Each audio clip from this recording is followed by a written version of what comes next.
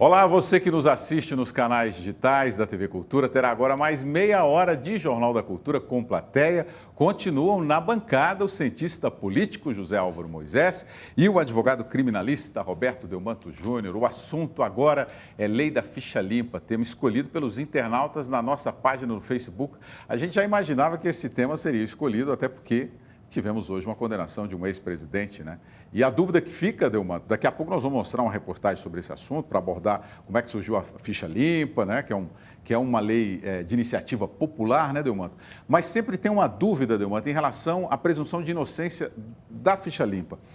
Tem uma discussão nesse sentido, né? Isso vale para você também, Zé Álvaro Moisés, no Supremo Tribunal Federal, não tem? Se a lei ficha limpa não fere a presunção de inocência. É a mesma discussão da condenação em segundo grau. E aí? Agora, eu entendo que a discussão não é tanto sobre a lei da ficha limpa, mas é a questão em segundo grau em geral. Isso. Né?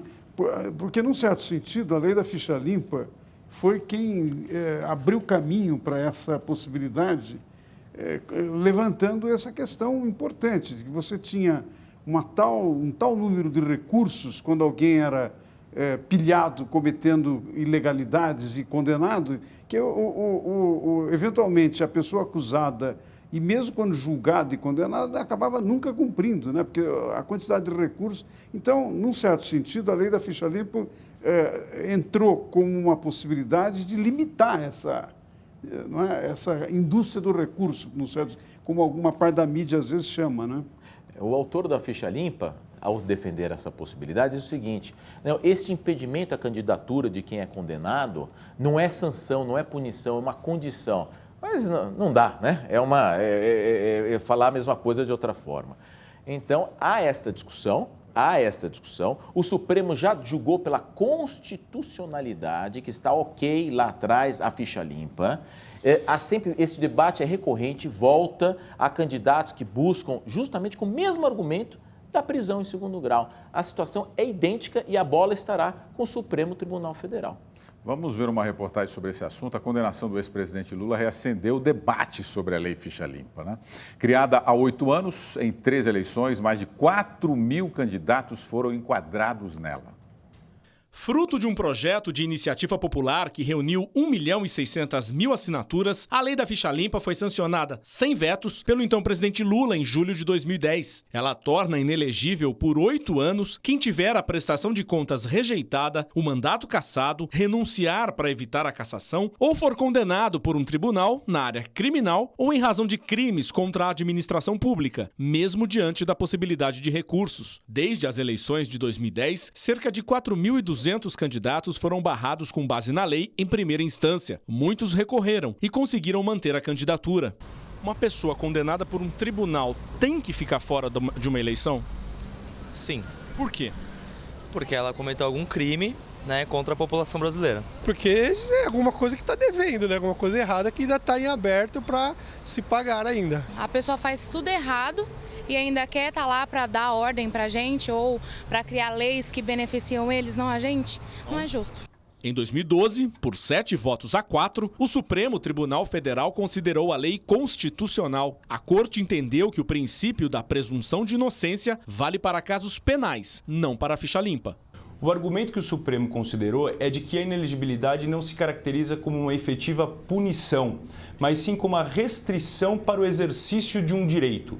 Para se exercer o direito eleitoral passivo, o direito de ser votado, é importante que o cidadão apresente determinados requisitos que comprovem, que atestem qualquer dúvida sobre a sua moralidade. No ano passado, o Supremo considerou que a lei pode ser aplicada nos casos ocorridos antes da sua vigência, em 2010, mas o julgamento desta questão ainda não foi concluído. Na prática, um fator tem sido decisivo para determinar a aplicação ou não da lei da ficha limpa: o prazo para o julgamento dos recursos. É a situação do ex-presidente Lula a partir de agora. Com a condenação na Lava Jato confirmada pelo Tribunal Regional Federal, ele se tornaria inelegível. Mas isto só vai ser confirmado depois que todos os recursos forem esgotados. A expectativa é que o julgamento dos recursos aconteça antes da eleição de outubro.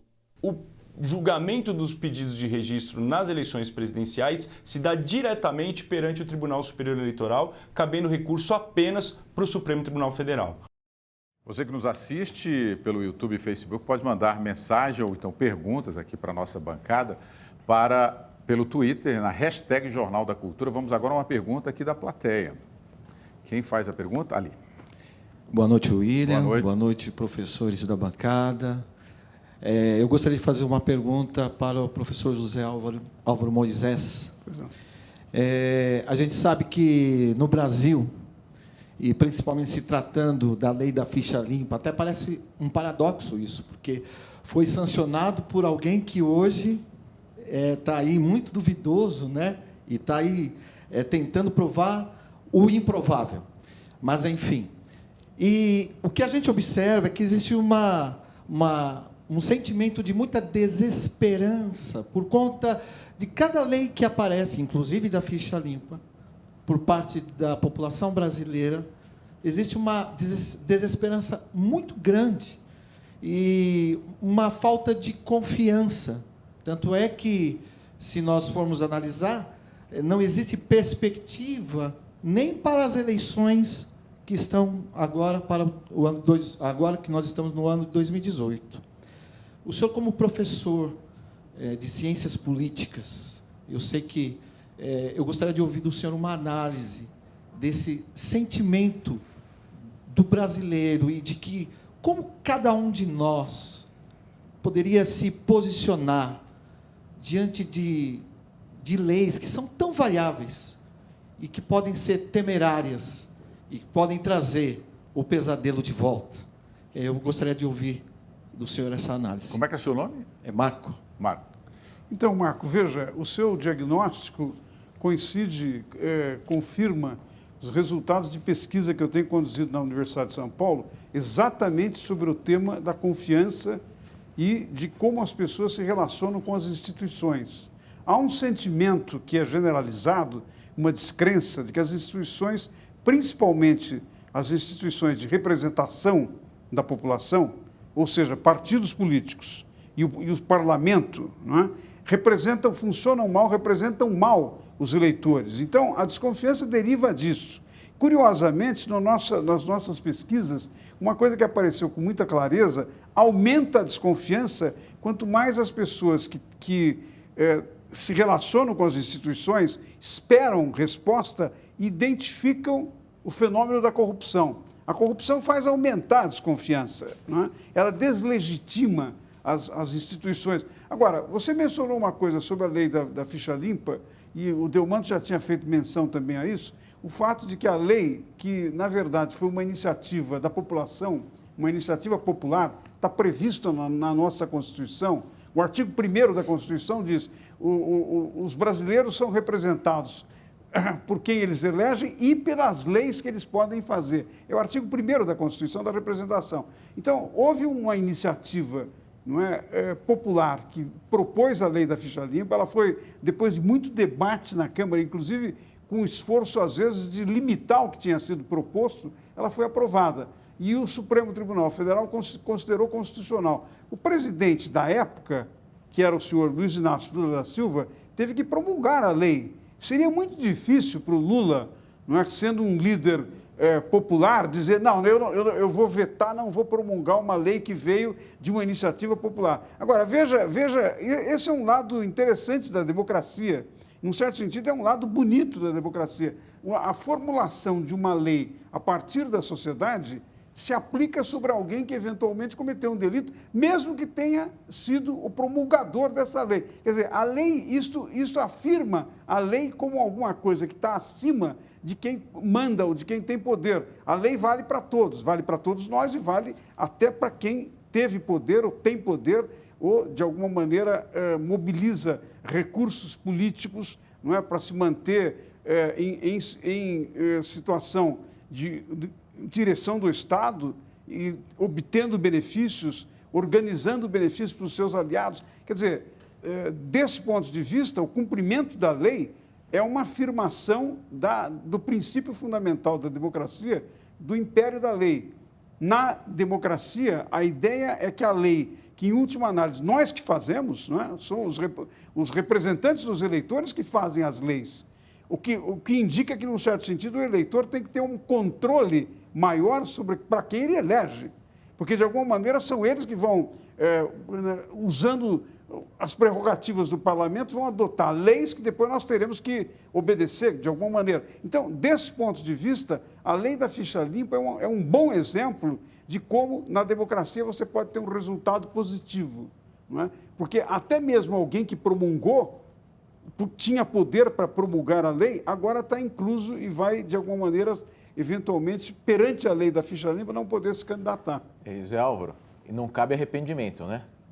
Nessas horas é capaz de ter se arrependido de ter promulgado a lei, de ter sancionado a lei, não, né? Não cabe arrependimento, e eu acho que é interessante, o exemplo poderia suscitar outras iniciativas da população, de iniciativa popular. O mecanismo de propor leis a partir da sociedade é muito comum na Suíça, vale para o conjunto do país na Suíça e em vários estados americanos. Por exemplo, na Califórnia, toda eleição que tem, sempre tem uma consulta aos eleitores sobre alguma lei que foi proposta pelos próprios eleitores. Eu acho que nós precisamos avançar mais no Brasil nessa direção para tornar a nossa democracia uma democracia participativa. Agora, né? Mas temos aí o plebiscito e o referendo, só que não é usado, né? Então, o plebiscito e o referendo é diferente da iniciativa popular, porque nos dois para balizar casos, as leis, né? Nos dois casos, depende de uma iniciativa não da população, mas do parlamento. Exato. Não é? No caso do referendo, o chefe de Estado pode propor e o parlamento tem que apoiar. No caso do plebiscito, o Congresso tem que adotar. Então, embora sejam, você tem razão de chamar a atenção para isso, porque embora sejam também mecanismos de participação, eles dependem menos, não é, da iniciativa dos eleitores, como no caso da lei da ficha limpa. Eu tenho orgulho pela lei da ficha limpa, como brasileiro. Eu acho que a lei da ficha limpa, num certo sentido, mostrou que é possível retirar da competição eleitoral quem cometeu crime ilícito. Né? Olha, então, a Marta Delmanto aqui, ó, existem muitos recursos que fazem com que os processos durem uma eternidade, leis aprovadas por aquelas que pretendem que o crime por aqueles que pretendem que o crime prescreva. Uma outra lei de iniciativa popular pode mudar isso? Porque os deputados e senadores não o farão. Olha, eu já ouvi no Congresso deputados dizendo o seguinte: se nós soubéssemos que essas leis teriam o alcance que tiveram, como a lei do crime organizado, né, da prisão por obstrução da justiça no crime organizado, nós não teríamos aprovado essas leis. Inclusive, um ex-ministro da Justiça foi pilhado numa gravação dizendo: se nós soubéssemos que a lei do crime organizado fosse atingir a elite política, fosse atingir aqui, não só o crime organizado do roubo de cargas, nós não teríamos aprovado esta lei. Portanto, há sempre esta preocupação lá no Planalto, não aqui na planície, né, de nós, né, pobres cidadãos. Agora, o que acontece? É uma demanda, a democracia demanda do judiciário cada vez mais julgamentos. Né? Você recorrer ao judiciário, exercer o direito à jurisdição através da ação, você ir ao judiciário é da democracia. Exato. E com a Constituição de 88 ampliou o acesso à justiça. Ao se ampliar o acesso à justiça, tem que se criar mecanismos e estrutura para dar conta disto.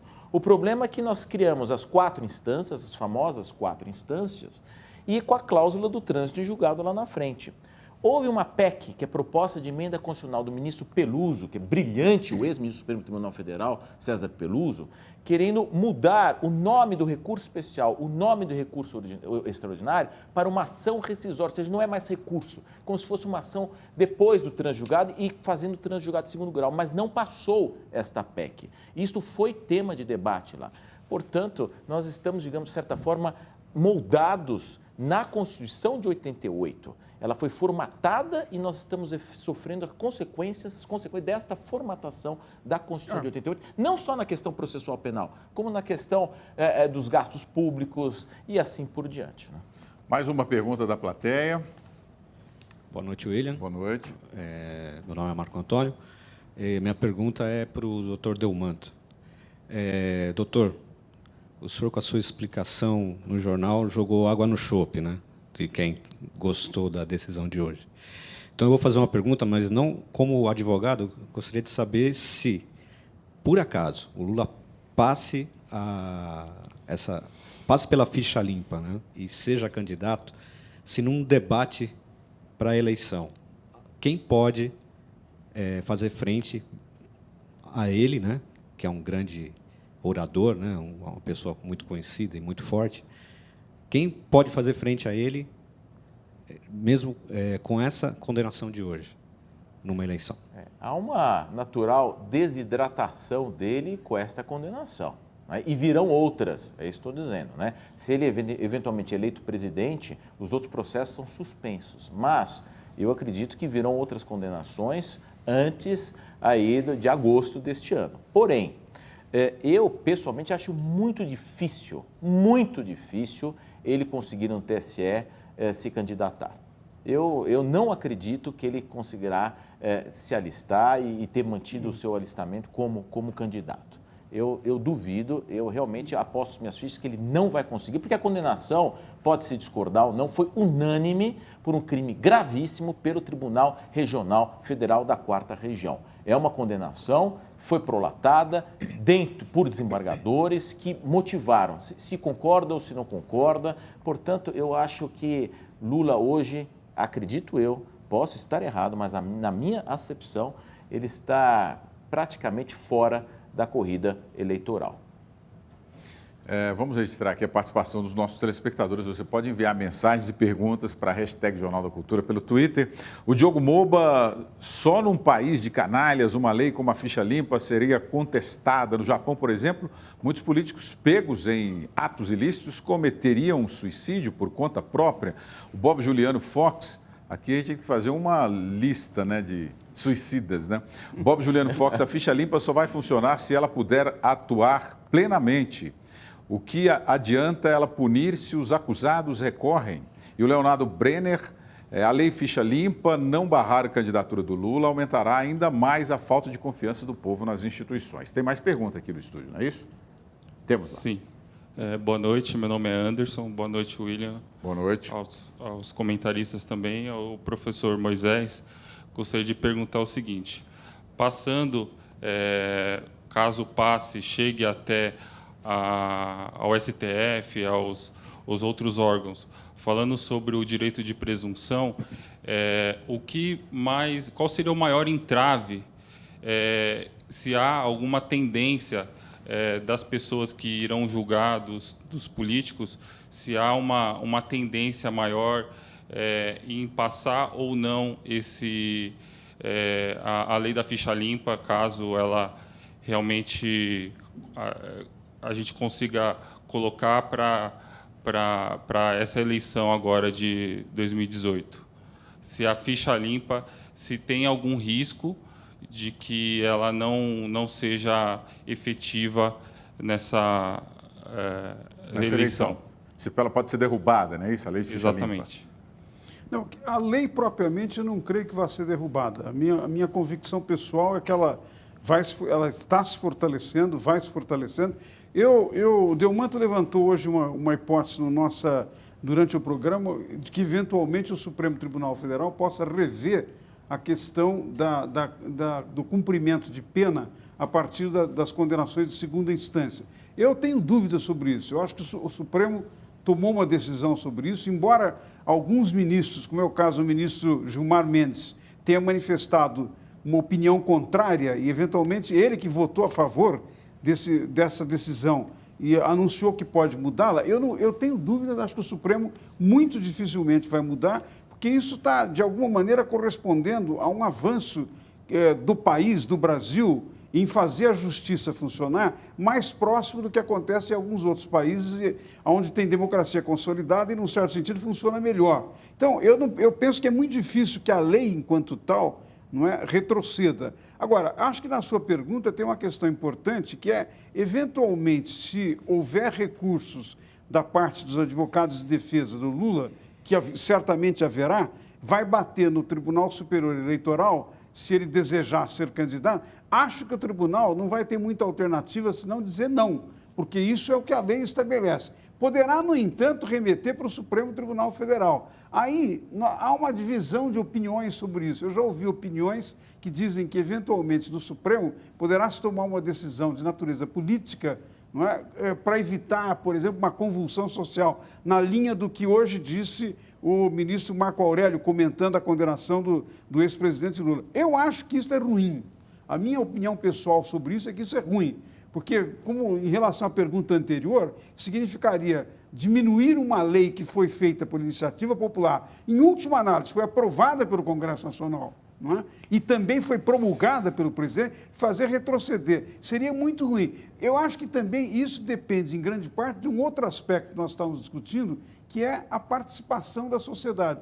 A sociedade brasileira, a não ser alguns segmentos que eventualmente são mais informados e eventualmente têm mais disposição de participar, num certo sentido, há uma tendência, não é, de uma maioria silenciosa, de participar pouco. Eu acho que a crise desses últimos anos, de 2014 para cá, recessão, desemprego, mau funcionamento do sistema político, colocou o país diante de uma situação para a qual todos nós, de alguma maneira, temos que ter maior grau de participação, maior informação, maior interesse, não é? E, de alguma maneira, mobilizar mais a sociedade. Porque essas questões, a exemplo da lei da ficha limpa, para que não haja retrocesso, depende também da sociedade. Vamos nos lembrar, depende da sociedade, depende dos eleitores. Vamos nos lembrar que muitos dos políticos que estão hoje acusados de terem cometido ilícitos, são corruptos e estão sendo flagrados pela Operação Lava Jato, eventualmente processados, podem ser julgados, podem ser condenados, são políticos que foram eleitos pelos eleitores brasileiros. Eu não digo isso para jogar a culpa da corrupção sobre os eleitores, mas acho que é importante ter isso em mente para nós percebermos que nós temos um poder, nós os eleitores, extraordinariamente importante nas mãos de intervir para, num certo sentido, mudar as figuras, mudar as pessoas, mudar, inclusive, na direção de novas leis que, de alguma maneira, contemplem aquilo que a sociedade tanto deseja e, muitas vezes, por um mau funcionamento do Congresso, dos partidos, não resulta, não chega lá, não é? Então, desse ponto de vista, acho que tem um terreno aberto. A crise nos colocou diante da possibilidade de que nós somos responsáveis pelo país. José Álvaro. E, de alguma maneira, temos que responder a essa responsabilidade. Nessa questão dos eleitores, do que se elege, os apoiadores do Lula, e são, de fato, muitas pessoas, muitos eleitores, ele tem sem ainda dúvida um apoio popular muito grande, justamente colocam isto. Como que 3 desembargadores, um juiz e 3 desembargadores e uma equipe da Polícia Federal vai, através desse julgamento, impedir a manifestação popular de milhões de brasileiros que apoiariam o Lula. Quer dizer, põe em xeque as instituições. Esse tipo de discurso contra a ficha limpa, dizendo que, como o réu tem um apoio popular razoável ou grande em relação aos seus governos anteriores, ao populismo todo desenvolvido, como que poderiam 3 homens impedir a candidatura e eleição, o voto de milhões de brasileiros, questionando a ficha limpa nesse sentido? E ao colocar esse tipo de questionamento, o que se faz? Se ameaça as instituições. Nós temos tribunais que foram criados pela Constituição da República, inclusive com o poder de barrar pessoas condenadas por corrupção. Agora, quando a pessoa condenada por corrupção é barrada, tem um grande apoio popular, estes do grande apoio popular vêm o quê? Trazer uma revolução social, uma revolução contra as instituições. É um discurso perigosíssimo este que estão plantando, como também é perigosíssimo o discurso da senadora Gleisi Hoffmann, eu repito, e falar que vão ter que matar gente para prender Lula. E se está desafiando o Poder Judiciário, convocando a população a desrespeitar o Tribunal Regional Federal da Terceira Região, a desrespeitar o Supremo Tribunal Federal, a desrespeitar as nossas instituições. Que governo nós teremos se isto ser implementado? Que país nós teremos se for eleito o Lula como eleito presidente da República, condenado, se desafiando uma decisão dos nossos tribunais? Esta é a grande preocupação que vem a nós neste momento. Delmanto, você chama a atenção para uma coisa importante. Agora, eu acho que nós temos que considerar um outro aspecto da mesma questão, que é o seguinte: o Lula tem tido uma preferência nas pesquisas em torno de 30%. O que significa que tem 70% dos eleitores brasileiros que ou estão voltados para outros nomes, ou eventualmente ainda não se decidiram. Então, a possibilidade de que haja renovação, que nós não fiquemos nos mesmos nomes de sempre, ou eventualmente nessa divisão que agora apareceu de um populismo de direita contra um populismo de esquerda, não é? Um candidato associado com o que foi a ditadura brasileira, no caso do deputado Bolsonaro, se contrapondo a um líder que tem a perspectiva social que tem o Lula. Eu acho que nós temos que escapar desse falso dilema de dois nomes radicais e pensar que nós temos a possibilidade de, eventualmente, trabalhar, produzir, pensar em novos nomes. Tem vários movimentos hoje no Brasil, de jovens principalmente, organizações não governamentais, que estão fazendo esse esforço de identificar novas lideranças, definir novos temas e fazer um esforço maior de participação, para que a sociedade brasileira, de alguma maneira, saia disso que eu chamei antes, de um certo marasmo em que participa pouco, uma maioria silenciosa, para nós nos tornarmos, eu não diria uma maioria totalmente convulsada, participando o tempo todo. É muito difícil chegar a isso, depende de mudança da educação, depende de mudança de várias coisas, mas, num certo sentido, ter um grau maior de participação. Mais gente, de alguma maneira, comprometida com encontrar soluções para o país. Né? Muito bem, vamos registrar aqui a participação dos nossos telespectadores. Tem até pergunta aqui pelo Twitter. Só uma lembrança, intenção de voto não necessariamente vai se consolidar no voto, né, Moisés? 30% talvez seja 15% nas urnas. A intenção de voto em pesquisa é um indicador. Exatamente, só um indicador. O Kaique Arantes Delmanto, um advogado num país sério, pode questionar na TV e na mídia, desqualificando o Tribunal do Júri sem punição, por que aqui pode? Galves, com certeza este cidadão é uma ameaça à ordem nacional, mesmo porque com as urnas eletrônicas tudo pode acontecer. E o Felipe Alt, vocês não acham que são produzidos poucos projetos de lei de iniciativa popular e vocês acham que este seria um instrumento viável de pressão e mudança? Acho que vocês já falaram isso aí, né? Nós temos 4 minutos ainda para encerrar o programa. Olha, o que eu digo é que nós estamos vivenciando um momento histórico no Brasil, né? Um momento histórico de reafirmação do poder judiciário.